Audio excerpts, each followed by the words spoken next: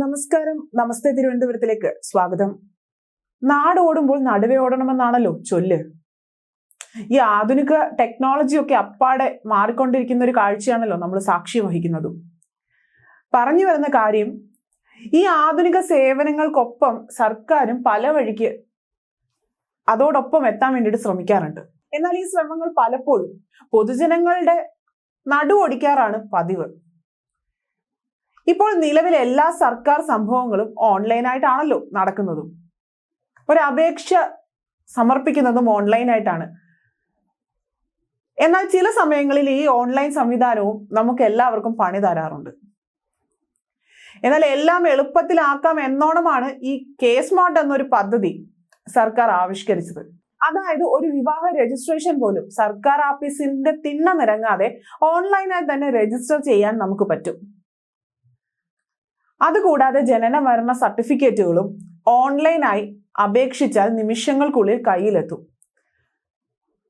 അങ്ങനെ ആവിഷ്കരിച്ച ഒരു പദ്ധതിയായിരുന്നു ഈ K-Smart എന്ന പദ്ധതി.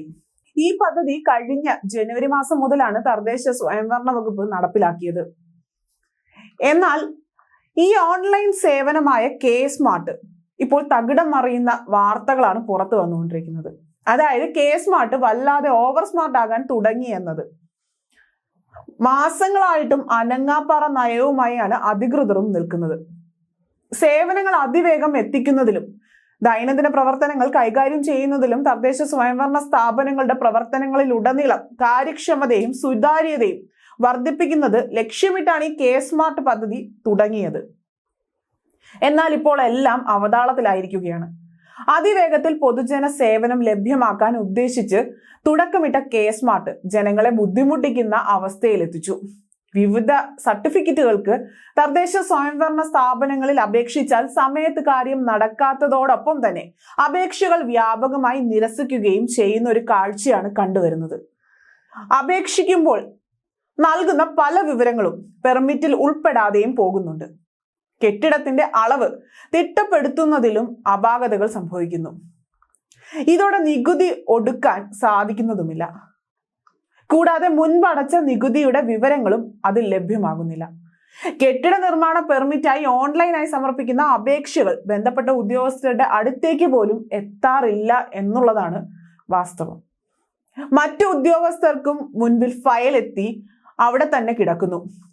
ഇതോടെ അത്യാവശ്യമായി സമർപ്പിക്കുന്ന അപേക്ഷകൾ പോലും തീരുമാനമാകാതെ ഫയലിൽ ഉറങ്ങിക്കിടക്കുകയാണ്. നേരിട്ടെത്തി പരാതിപ്പെട്ടിട്ടും തദ്ദേശ വകുപ്പ് ഉദ്യോഗസ്ഥർ കൈമലർത്തുന്ന അവസ്ഥയിലാണ്.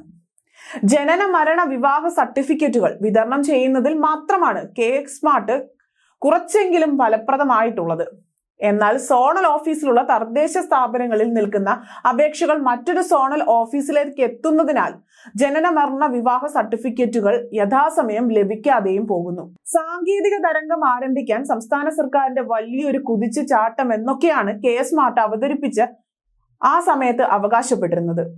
എന്നാൽ പുതിയ അപേക്ഷകൾ ഉപയോഗിക്കുന്നതിൽ ഉദ്യോഗസ്ഥർക്ക് ആവശ്യമായ പരിശീലനം നൽകിയിരുന്നില്ല എന്നതും വ്യാപകമായ ഒരു ആക്ഷേപം ഉയരുന്നതുമുണ്ട്.